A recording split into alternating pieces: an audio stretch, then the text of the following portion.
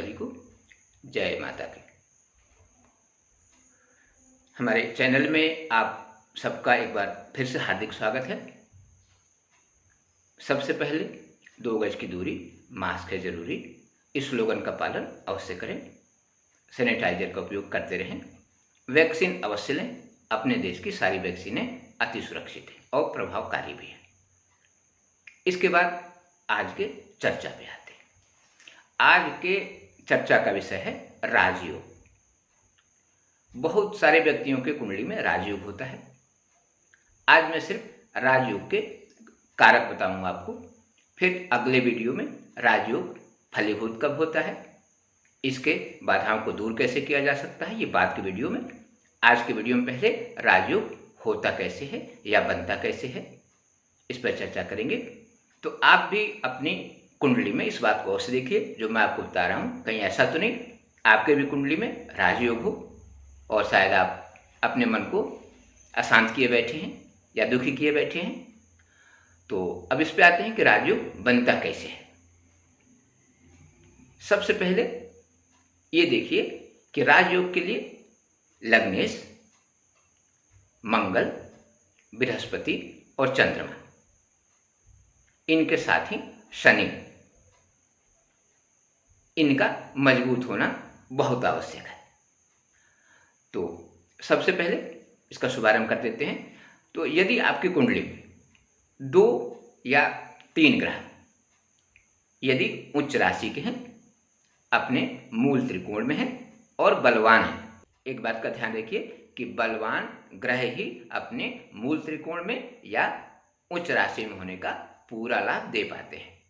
तो यदि आपकी कुंडली में 2 या 3 ग्रह उच्च राशि के बैठे हों तो ये आपका सामान्य राजयोग कहलाता है, जिसमें जातक अपने परिवार और समाज के अपेक्षाकृत अच्छा जीवन जी लेता है और समाज में अपना नाम भी सुविख्यात करता है। इसके बाद आते हैं, यदि आपके कुंडली में 3 या 4 ग्रह उच्च राशि या मूल त्रिकोण में स्थित हों और बलवान हों, यानी उनका अंश उचित स्थिति में हो, उनसे कोई पापग्रह की युति न हो या अस्त न हो, यदि इस स्थिति में है तो आपको सामान्य से बेहतर, कम से कम जनप्रतिनिधि आपको अवश्य बनाते हैं। यानी आप विधायक बन जाएं, सांसद बन जाएं या जनपद अध्यक्ष जैसे पदों को सुशोभित करें आप। इसके साथ ही ऐसे व्यक्ति मंत्री बनने के करीब भी होते हैं। यदि आपके उच्च ग्रह प्रौढ़ावस्था में प्रभावकारी हैं तो आप राज्यपाल भी बन सकते हैं। इसके बाद आते हैं, यदि आपके कुंडली में 5 या 6 ग्रह उच्च राशि के बैठे हों तो क्या होगा, या मूल त्रिकोण में बैठे हों तो क्या होगा। ऐसे व्यक्ति यदि इनके 5 या 6 ग्रह उच्च राशि या मूल त्रिकोण में बैठकर और बलवान हों तो ऐसे व्यक्ति अवश्य ही शासकीय सेवा में उच्च पदों को, जैसे अच्छे स्तर के मंत्री, अच्छे स्तर के नेता, इतना ही नहीं यदि अति निर्धन परिवार में पैदा हुए हों तब भी ऐसे लोग शासन में उच्च पदों को सुशोभित करते हैं, चाहे भले ही कितने न्यूनतम स्तर से इनकी जिंदगी की शुरुआत हुई हो। ये मान के चलिए आप अपनी जिंदगी के सर्वोच्च अवसरों को देखने वाले हैं और उन पदों को सुशोभित भी करेंगे। इसके साथ ही अन्य भी कुछ राजयोग के लक्षण। यदि किसी जातक के कुंडली में पाप ग्रह भी, सामान्यतः हम लोग मानते हैं कि पाप ग्रहों के प्रभाव से सिर्फ कष्ट होता है, किंतु यदि किसी जातक की कुंडली में पाप ग्रह भी उच्च राशि या मूल त्रिकोण में हो तो ऐसे जातक भी शासन से उचित सम्मान प्राप्त करते हैं। ऐसे जातक यदि डायरेक्ट मंत्री विधायक नहीं बन पाए तब भी इनको राज्य शासन द्वारा राज्य मंत्री आदि का दर्जा तो मिल ही जाता है।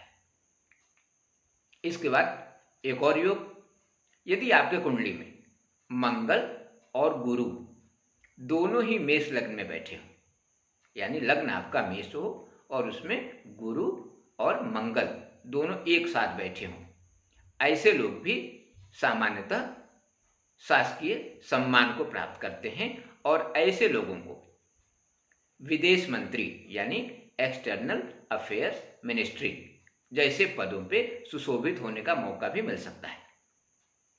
यानी आप विदेश मंत्री भी बन सकते हैं यदि आपके लग्न में मंगल और बृहस्पति मेष लग्न में बैठे हों। ऐसे लोगों को यदि कुछ अच्छे ग्रहों की दृष्टि हो, बलवान ग्रहों की, तो गृह मंत्री भी बन सकते हैं। यानी गृह मंत्री जैसे महत्वपूर्ण पद भी आपको मिल सकते हैं। इसके बाद एक और योग, यदि मेष लग्न में ही मंगल बैठे हों और कर्क राशि में गुरु बैठे हों, यानी चौथे भाव में गुरु बैठे हों उच्च के होकर, तब भी ऐसे लोगों को राजकीय सम्मान यानी राजयोग का लाभ मिलता है और ऐसे व्यक्ति सामान्यतः शिक्षा मंत्री के पद को सुशोभित कर सकते हैं। यानी यदि शिक्षा मंत्री आप न भी बने तब भी शिक्षा से संबंधित किसी अच्छे पद को आप अवश्य सुशोभित करेंगे। इसके बाद एक और योग, यदि आपके कुंडली में मेष लग्न हो और चंद्रमा, मंगल और गुरु इनमें से कोई भी दो ग्रह यदि लग्न में बैठे हों, यदि चंद्रमा और मंगल बैठे हों तो ज़्यादा पावरफुल होगा। और इनके साथ ही यदि बृहस्पति चतुर्थ भाव बैठा हो तो भी ऐसे लोग अवश्य ही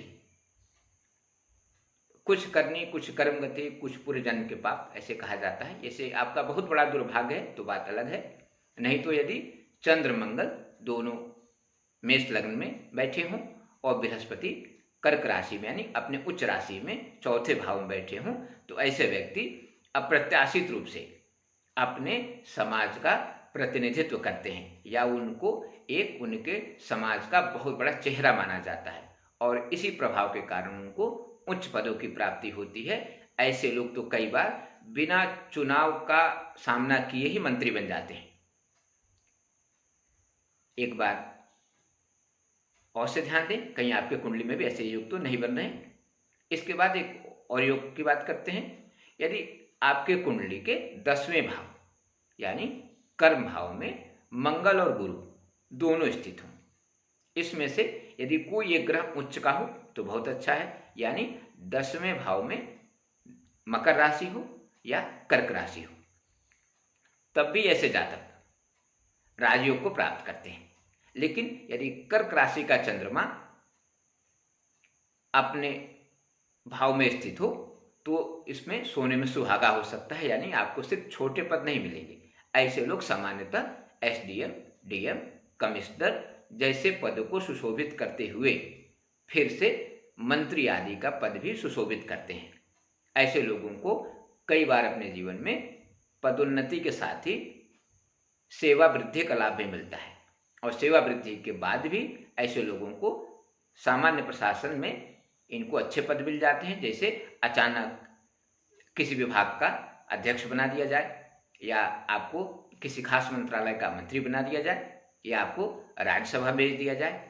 तो यह एक बहुत ही महत्वपूर्ण योग है। एक बार फिर से सुन लीजिए, यदि आपके कुंडली के 10वें भाव में मंगल और गुरु स्थित हों और चंद्रमा कर्क राशि में बैठे हों, बस ये ध्यान दीजिए कर्क राशि चंद्रमा बलवान हो, केतु जैसे ग्रहों से ग्रसित ना हो, तो आप ये मान के चलिए यदि आपके चाहे आपके बच्चे की कुंडली में है तो आपका बच्चा या आप स्वयं ही एसडीएम, डीएम जैसे प्रशासनिक पदों को सुशोभित करते हुए इसके बाद किसी नेताओं वाले पद जैसे मंत्री, राज्यसभा के सांसद जैसे पदों को भी अवश्य सुशोभित करते हैं। सामान्यतः ऐसे लोगों को किसी बड़े विभाग का अध्यक्ष भी बनने का मौका कई बार मिलता है।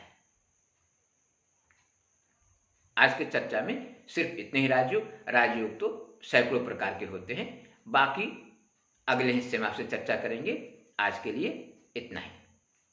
धन्यवाद।